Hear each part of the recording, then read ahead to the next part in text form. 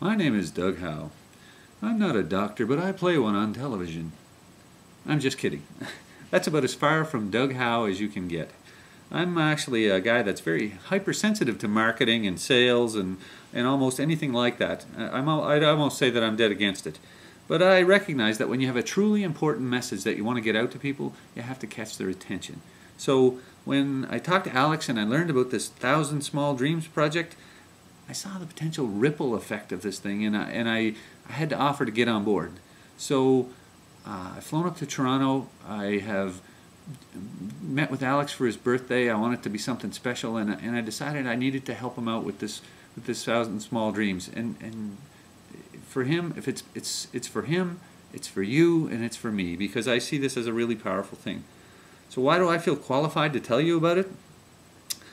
Well, a few years ago, I took Alex's "What the bleep am I doing with my life" course, and a seed was planted in my brain. And it took a little while to germinate, but eventually it did, and a dream took root. And I started to articulate it with my wife.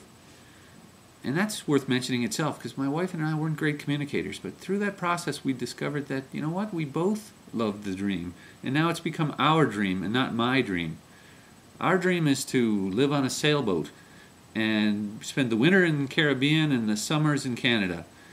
But you know what I'm really excited to tell you about here today is that the dream doesn't matter. Your dream is yours, my dream is mine, but that's not what's important. Getting started, the first step of the dream, that's what Alex is trying to make people realize, is that getting started with one small dream is how it all begins. So my wife and I, we sat down and we took the first step and we drew it out on paper. The pros, the cons, the challenges, the money. And through the process of doing this, it went from being a dream to being a plan. So for the last couple of years, the plan has included Karen learning to sail. And so we're our second year in our practice boat. And what joy that's given us. And I'm reading everything I can on how to live on a small income. Voyaging on a Small Income is another great book. I'm reading everything I can get a hold of. I have a world map on my wall in my office, and every day I go in and I look for a place that I've never seen before, and I make a mental note of where it is in the world and how I might get there someday on my sailboat. So what's really cool is that along the way, as you articulate your dream to the people you love and trust and so on, they challenge you, because that's what the people do that love you. And but every time you come away from that process having defended your dream, you're that much more stronger and convinced. You're that much stronger and more convinced that you're going to make it work. So what I've discovered is this. Before, all I had was, well, I had a hope that I might win the lottery, just like many people. And the only thing I could do to better my chances was to buy a ticket. Now I have a plan.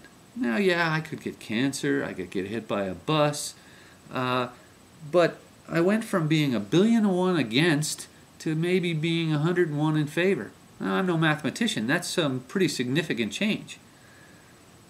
Along the way, I've learned some things about myself. I've revised the dream a bit. And what I really learned about myself was it's not necessarily about living on a sailboat. It's about time.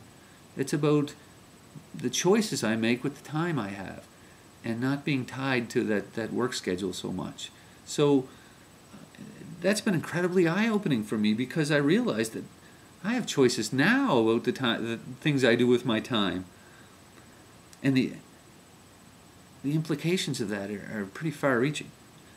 I'm going to leave you there with that, my story, and I'll let you think about that, because I'm not here to preach to you, but thanks for listening to me. I want you to remember, it's one small dream.